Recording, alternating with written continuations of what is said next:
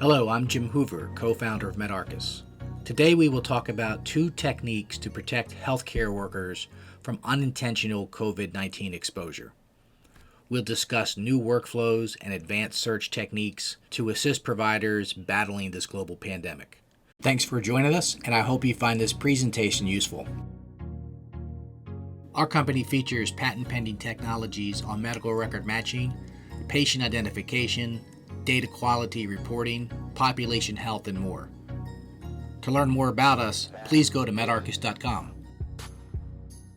We all know COVID-19 is spreading rapidly, and we are right now in the exponential growth phase of the disease here in America. New infections are doubling every few days, unfortunately deaths as well. And we really need to slow down the spread as well as protecting our healthcare workers. And to that end, we started thinking about how can we develop an early warning system to help healthcare workers understand their patient population and specifically patients presenting in an effort to reduce their own personal exposure to COVID-19.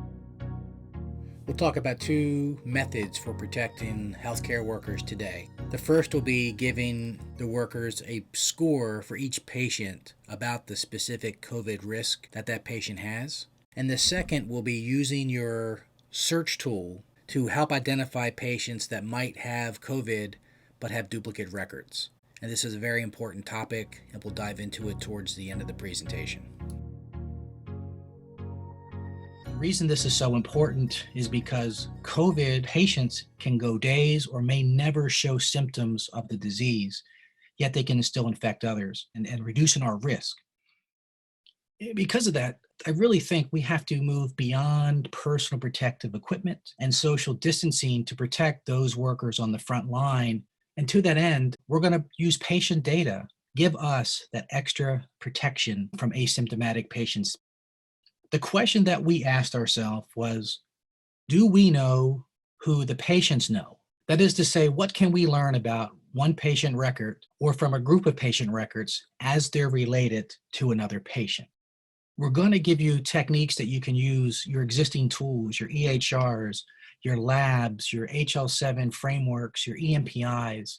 We're going to talk about how to use a little bit of social science, the 6 degrees of separation concept. And most importantly, we're going to focus on workflows that you can use in your healthcare organization to alert the frontline workers and clinicians who are dealing with patients.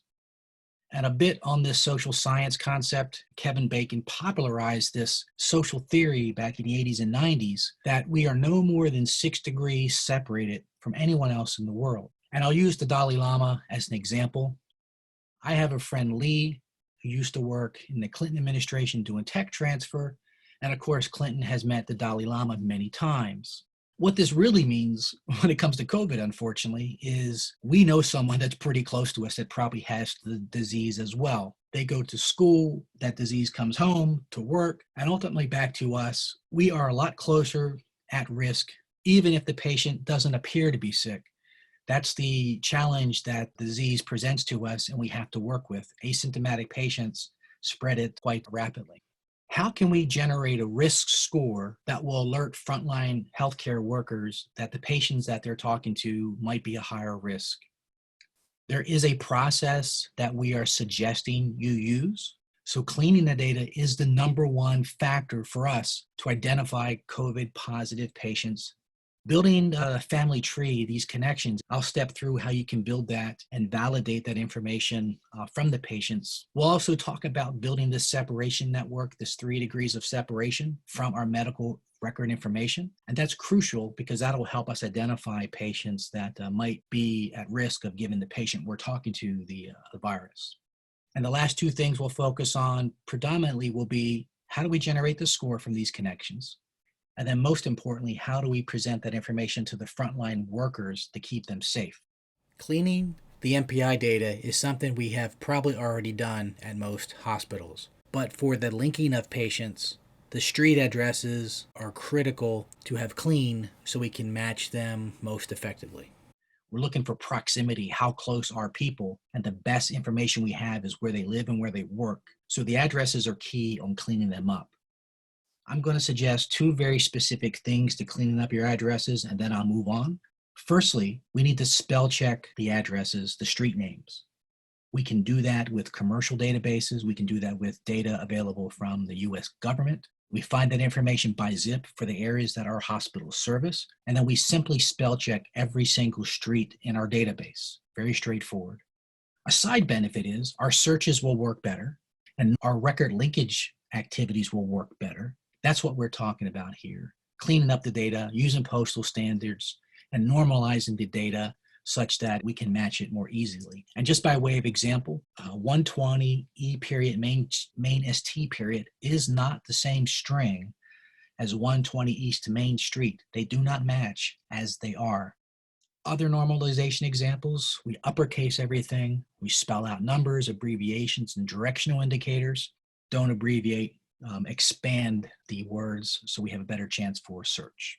Step 2 is building a family tree for medical records. We can infer things from the medical records based on the data that we have. For example, the street address, previous addresses, the last names, maiden names, guarantor names.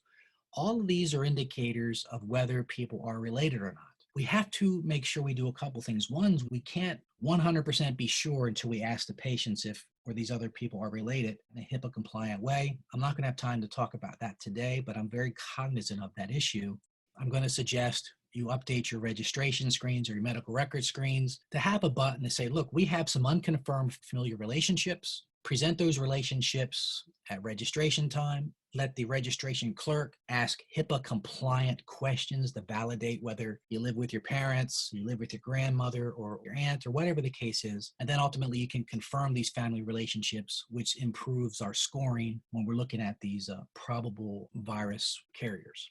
The third step is that Dalai Lama example where we're going to build that connectivity network. And this is who people are related to, not in the familiar sense, but by proximity. Who do you know, who crosses your path that is in our medical database? And hopefully if we have an EMPI, we can build an even bigger network of patients from other healthcare providers.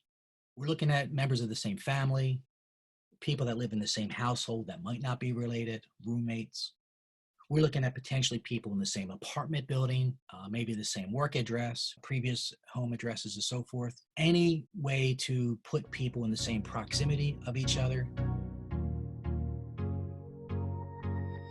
If we view the graph as the presenting patient at the top and we add in our addresses, then we add in the family information, then ultimately we tie in our lab work to this network of connections. We can then start to see how the virus might propagate throughout our patient population. This information, the lab work, the connectivity, every level, every patient gets a score, and we discount the scores the further they are away from us. But we're going to assign a score to every single patient in the network that we're trying to understand. And these are my suggested scores. We're going to give a 0 score for those patients that have tested negative.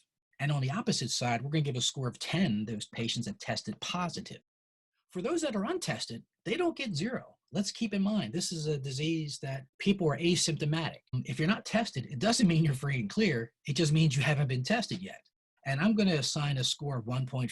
I want it less than the probability of having a disease, which we're saying it's 2.8. If you've tested, comes from the fact that in New York City, 28% of the patient population that gets tested is indeed positive. Now, that is the highest percentage of positive tests in the country right now, but I think it's good for us to err on the side of caution rather than be optimistic. So I'm using the worst case numbers we have in terms of scores. If we want to dial this in for a local population in a rural area, we can absolutely do that. The other thing that's very, very important is how easy the disease spreads. And that's measured by the R0 value, or on average, the number of patients that are infected by someone with the COVID-19 virus. We use R0 in our model to estimate the number of patients that the disease has spread from a known positive patient or a patient that's in testing that has spread the virus to their friends, family, and coworkers who were in close proximity to them based on the separation model we created. So we've computed the patient score risk, and now we need to present this risk score, the PROX or 3D, to the frontline healthcare worker. We should do this through the search results every time we use the EHR looking for patients. And we should update the scores every single time we get a new lab result or any update in the patient's connections. We want to know if there is a risk for this patient to expose our workers to the COVID virus. We give the Prox or 3D score at search time. It alerts that Mr. Hooks has a score of 6.5, and even if he's here for a broken arm, has nothing to do with COVID-19 symptoms, that's a pretty high score. That means someone that's in his apartment building, someone that he lives with, someone that he works with, or someone in his family has the virus somewhere in his network. This is a high risk patient. Let's treat that patient accordingly to prevent the spread, just in case Mr. Hooks is a carrier. That's my recommendation on how to calculate a score, using a very simple, straightforward technique, and then presenting the score to the healthcare workers at the front line right at search time. But it's critical to make sure that it's part of the normal workflow.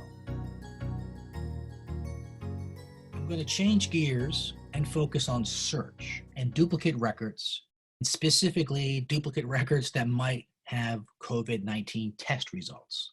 The cost for duplicate records has never been higher than it is right now. So duplicate records that have COVID testing in them are something that I'm really, really focused on. And there's a good reason. We have a really high chance of picking the wrong record when there's a COVID patient. On average, industry duplicate rates for MPIs are about 8%, those that have cleaned the data and those that have never cleaned the data. So on average, for a COVID positive patient, you've got a 1 out of 12.5% chance of picking the wrong record when you're dealing with COVID patients. And what that means is finding a patient record that happens to be a duplicate and happens to be COVID positive, but instead of getting the record that has the COVID positive information, we pick the wrong one. Your search system needs to find both records at search time to protect the healthcare workers. But what I really want to encourage hospitals to do, healthcare providers to do, is to simply insist that every single search for a patient also involves a review of duplicate every search, every patient, every time.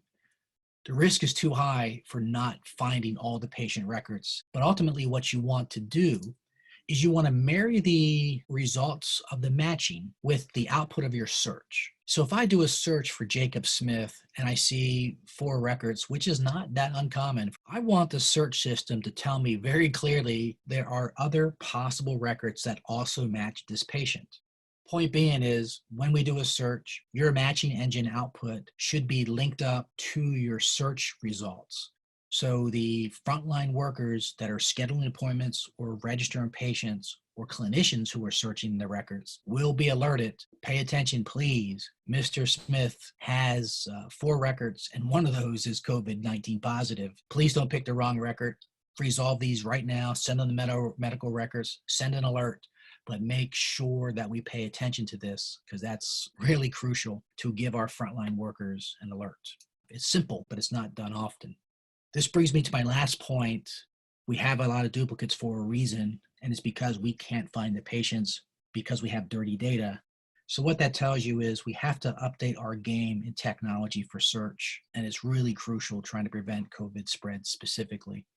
You have to ask yourself this question. We know we have bad data. 8% is on average. We've seen as high as 20% duplicate errors alone, and there's lots of other kind of errors, but let's just talk about duplicate records. And to give you an example, I use this a lot. It's an imaginary patient, Janet Montague.